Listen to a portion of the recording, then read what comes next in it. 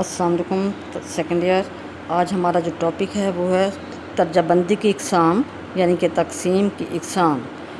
تقسیم یا درجہ بندی کی دو بڑی اقسام ہیں، ایک قدرتی تقسیم اور دوسری مصنوعی تقسیم۔ قدرتی درجہ بندی یا قدرتی تقسیم سے مراد یہ وہ درجہ بندی ہے جو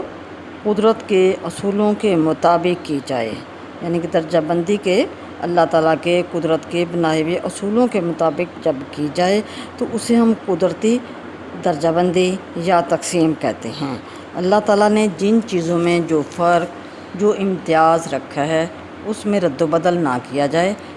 ویسے ہی اس چیزوں کو، ان اشیاء کو گروپ بندی کر دی جائے، بنا دیا جائے، الگ الگ کر دیا جائے تو اسے قدرتی درجہ بندی کہا جاتا ہے۔ جس طرح مخلوق انسانی کی ہم عام طور پر اس طرح کرتے ہیں، مرد عورت، اور اگر ہم پرندوں کی درجہ بندی کرنا چاہیں تو مینا، طوطا، چڑیا وغیرہ، اگر اسی طریقے سے تقسیم کر دیا جائے تو یہ قدرتی تقسیم کہلاتی ہے۔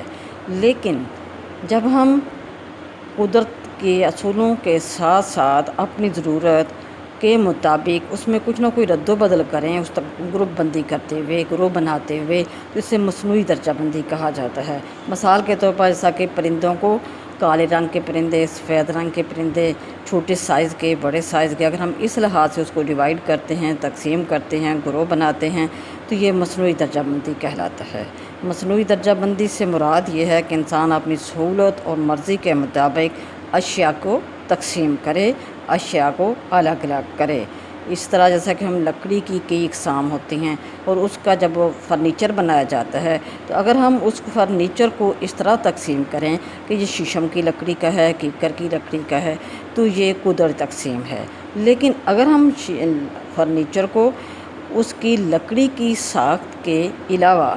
اس کی بناوٹ کو مد نظر رکھتے ہوئے ہم اس فرنیچر کی درجہ بندی کریں، جیسے کہ کرسیاں، میزیں، الماریاں وغیرہ، تو یہ مصنوعی درجہ بندی کہلائے گی، کیونکہ اس تقسیم میں ہم نے لکڑی کی قدرتی ساخت کو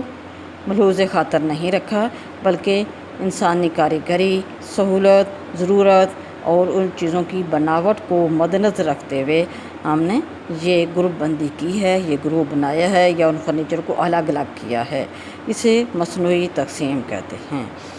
قدرتی تقسیم اور مصنوعی تقسیم کے بعد علمی اور کتابی تقسیم کیا ہے؟ علمی تقسیم، نالج کلاسیفیکیشن۔ علمی تقسیم یا نالج کلاسیفیکیشن یا درجہ بندی سے مراد علم کی تقسیم ہے۔ علم کا تقسیم کا اس میں طریقہ کار بتایا جاتا ہے، خاکہ پیش کیا جاتا ہے، اس کا شیڈول بنایا جاتا ہے اور اس کے لیے اصول مقرر کیے جاتے ہیں۔ اشیاء کو جیسا کہ خصوصیات اور باہمی تعلق کی بنا پر تقسیم کرتے ہیں اور تقسیم در تقسیم کرتے چلے جاتے ہیں۔ اسی طرح علم کو بھی، جو ایک جیسا علم یا موضوع تعلق رکھنے والا ہے اس کو ایک طرف اور دوسرے کو ان سے الگ کر دیا جاتا ہے۔ اس میں تقسیم کا ایک طریقہ کار وضع کیا جاتا ہے۔ اس تقسیم کو علمی تقسیم کہتے ہیں اور یہ قدرتی تقسیم بھی ہوتی ہے۔ کتابی تقسیم، جس کا تعلق تحریری مواد سے ہے، یہ ایک مصنوعی تقسیم بھی ہے، عملی تقسیم بھی ہے۔ اس میں تحریر شدہ مواد یا کتابوں کو ترتیب دینے کا ایک عملی طریقہ ہوتا ہے۔ اس میں اصول مقرر نہیں کیے جاتے بلکہ عملی طور پر کتابوں پر نمبر لگائے جاتے ہیں، کتابوں کو تقسیم کیا جاتا ہے موضوع کے اعتبار سے، ایک موضوع کی تمام کتابیں ایک جگہ جمع کرنے کے لیے تاکہ قاری ان سے آسانی سے حاصل کر سکیں، معلومات لے سکیں اور کتب خانے کا بنیادی مقصد پورا ہو سکے کہ قارئین کا وقت بچائیے اور کم سے کم وقت میں ان کو مطلوبہ مواد حاصل ہو سکے۔ تو اس کام کے لیے ہم کتابوں کو باقاعدہ درجہ بند کرتے ہیں اور کتابوں کی اس درجہ بندی کو، جسے ہم کتابی تقسیم یا بک کلاسیفیکیشن کہتے ہیں۔ کتاب کچھ نہیں ہے، کتاب کے اندر جو معلومات ہیں اس کو اہمیت دی جاتی ہے، اسی کو مد نظر رکھا جاتا ہے۔ جیسا کہ مثال کے طور پر غنی الکرام سبزواری کی کتاب، جس کا نام ہے درجہ بندی، اس کتاب جو ہے اس کے اندر درجہ بندی کے مختلف موضوعات اور نظریات بیان کیے گئے ہیں۔ تو ہم جب اس کو درجہ بند کریں گے تو اس کو درجہ بندی کے جو موضوعات ہیں، جو نظریات ہیں، انہی کے مطابق اس کو درجہ بندی کا نمبر لگایا جائے گا۔ اسی طرح یہ کتاب پاکستان میں کتابیاتی سرگرمیاں عادل عثمانی کی کتاب، جس کی میں اگزامپل دیتی ہوں، تو وہ یہ ہے کہ یہ کتابیات نہیں ہے، پاکستان میں کتابیاتی سرگرمیاں، یہ ایک کتاب جو اس کا نام ہے پاکستان میں کتابیاتی سرگرمیاں، یہ کتابیات یا کتابوں کی فہرست نہیں، بلکہ ان کتابیات کے حوالے سے مختلف کام جو اس کے اندر بتائے گئے ہیں، مختلف طریقۂ کار ہیں، ایکٹیویٹیز ہیں، سرگرمیاں کہ کون سے ادارے کام کرتے ہیں، کیسے کام کیا جاتا ہے، کب سے پہلے کون کون سی کتابیات مرتب کی گئیں، تو اس طرح کی تمام باتیں اس کتاب کے اندر بیان کی گئی ہیں۔ تو یہ کتابیاتی سرگرمیوں اور کتابیات کے مسائل کے بارے میں یہ کتاب ہے۔ اب ان دونوں کتابوں کی جب ہم تقسیم یا درجہ بندی کریں گے تو اس کا اصل موضوع جو کہ اس کو واضح طور پر بنیاد بنایا جائے گا، اس کے مطابق اس کو نمبر لگایا جاتا ہے۔ تو درجہ بندی یا تقسیم کی بنیاد علمی تقسیم پر ہے، یعنی کہ اس کو علمی طور پر خاکہ جو اس کے اندر پیش کیا گیا ہے، جو اصول بنائے گئے ہیں، اسی کے مطابق اس کو کتابی طور پر نمبر لگا دیا جاتا ہے۔ تو علمی تقسیم میں خاکہ پیش کرتے ہیں، کتابی تقسیم جو کہ ایک عملی تقسیم ہے، پریکٹیکلی ہے، اس کو کتابوں کے اندر وہ نمبر لگانے کے لیے بتا دیا جاتا ہے۔ علمی تقسیم کل سے جز کی جانب ہوتی ہے، یعنی کہ بڑے بڑے مضامین، اس کے بعد ذیلی عنوانات، پھر چھوٹی چھوٹی جزویات کے بارے میں ان کو نمبر لگائے جاتے ہیں، جیسا کہ اسلام کے ساتھ پھر فقہ، حدیث، قرآن پاک، پھر اسلام کی عبادات، اس طرح چھوٹے چھوٹے تمام موضوعات، تمام جزویات کو اسلام کا مین سبجیکٹ، بڑا سبجیکٹ کنسیڈر کرنے کے بعد اس کو نمبر لگائے جاتے ہیں۔ تو علمی تقسیم کل سے جز کی طرف کی جاتی ہے اور اشیاء کو بڑے بڑے گروہوں میں، بڑے بڑے حصوں میں، جماعتوں میں تقسیم کر دیا جاتا ہے، حتیٰ کہ تقسیم ناممکن ہو جاتی ہے۔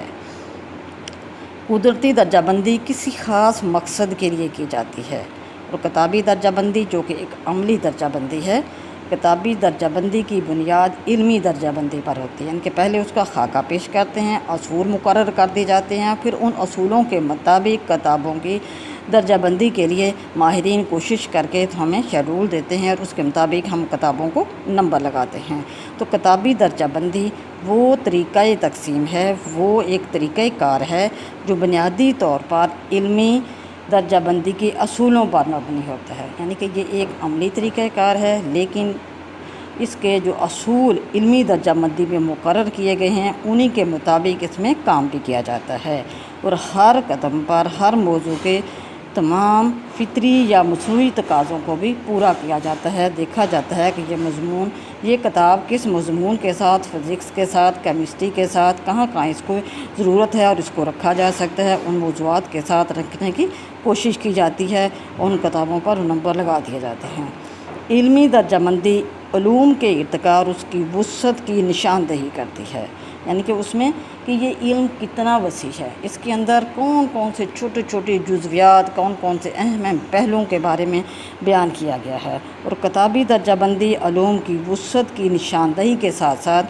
ہر موضوع اور ہر مضمون کے دوسرے موضوعات اور مضامین سے تعلقات کی بھی نشاندہی کرتی ہے، یعنی کہ جیسا کہ اسلامی معیشت، اسلامی سیاست، اس طرح کی کتابوں کے بارے میں جو معلومات کچھ اسلام سے متعلق ہے، معیشت کیا ہے، تو اس کا دوسرے موضوعات کے ساتھ آپس میں کیا تعلق ہے، کیا ریلیشن ہے، کیسے اس کو کس موضوع کے ساتھ رکھا جا سکتا ہے، تو کتابی درجہ بندی اس کے بارے میں نشاندہی کرتی ہے، گائیڈ کرتی ہے، ہمیں رہنمائی کرتی ہے۔ تو یہ تھی اس کی کلاسیفیکیشن کی چند اقسام جو آج میں نے آپ کو پڑھا دی ہیں۔ آج ہمارا ٹاپک یہ مکمل ہوا۔ اللہ حافظ۔